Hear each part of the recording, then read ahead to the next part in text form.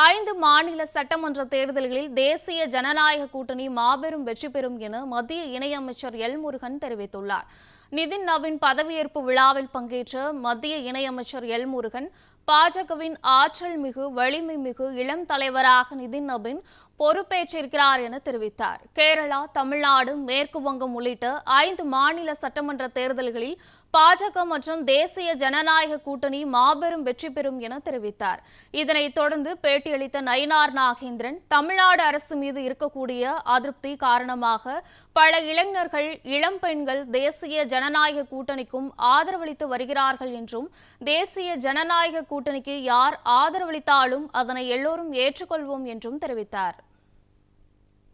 மாண்புமிகு பிரதமர் திரு நரேந்திர மோடிஜி அவர்கள் தலைமையில் 3வது முறையான வரலாற்று சிறப்புமிக்க ஆட்சி நடத்தி கொண்டிருக்கிற கட்சிக்கு இன்றைக்கு வரலாற்று சிறப்புமிக்க ஒரு புதிய தலைவர் நமக்கு கிடைத்திருக்கிறார். 45 வயதான தலைவர். பீகார் மாநிலத்தில் 5 முறைக்கும் மேற்பட்ட சட்டமன்ற உறுப்பினராக இருந்தவர்.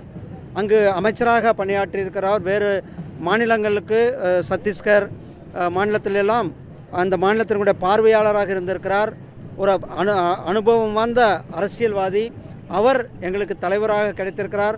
அவருக்கு தமிழகத்தின் சார்பிலும் தமிழக மக்கள் சார்பிலும் என்னுடைய மனமார்ந்த வாழ்த்துக்களையும் பாராட்டுக்களையும் அவர்களுக்கு தெரிவித்துக் கொண்டு, மாண்புமிகு பிரதமர் திரு நரேந்திர மோடிஜி அவர்கள் விக்சித் வளர்ச்சியடைந்த பாரதம் 2047 நோக்கி சென்று கொண்டிருக்கிறார். அதனுடைய பாதையில் எங்களுடைய புதிய தலைவர் திரு நிதின் நவீன்ஜி அவர்களுடைய வழிகாட்டுதலோட வளர்ச்சியடைந்த பாரதத்தை நோக்கி செல்வதில் நாம் பெருமிதம் அடைகிறோம். புதிய தலைவருக்கு தமிழகத்தின் சார்பாகவும் தமிழ்நாட்டு மக்கள் சார்பாகவும் என்னுடைய மனமார்ந்த வாழ்த்துக்களை தெரிவித்துக் கொள்கின்றேன். இன்று பாரதிய ஜனதா கட்சியினுடைய அகில இந்திய தலைவர் நிதின் நவீன் அவர்களுடைய தேர்ந்தெடுக்கப்பட்டிருக்கிறார்கள். அதுவும் போட்டியின்றி தேர்ந்தெடுக்கப்பட்டிருக்கிறார்கள். அவர்களுக்கு எனது மனமார்ந்த வாழ்த்துக்களையும் பாராட்டுகளையும் பாரதிய ஜனதா கட்சியினுடைய சார்பாக நான் தெரிவித்துக் கொள்கிறேன்.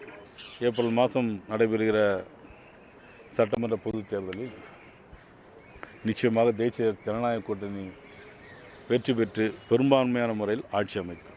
இல்லை, தேசிய ஜனநாயக கூட்டணிக்கு யார் ஆதரவு தந்தாலும் அதை எல்லோரும் ஏற்றுக்கொள்வார். அதான் நான் தனிப்பட்ட முறையில் நீங்கள் பேசுகிறீர்கள். ஆனால் என்ன பொறுத்த மட்டும் நாட்டு மக்களின் நலன் கருதி யார் ஆதரவு தந்தாலும் அதில் ஏற்றுக்கொள்வதில் எந்த விதமான தவறும் இல்லை.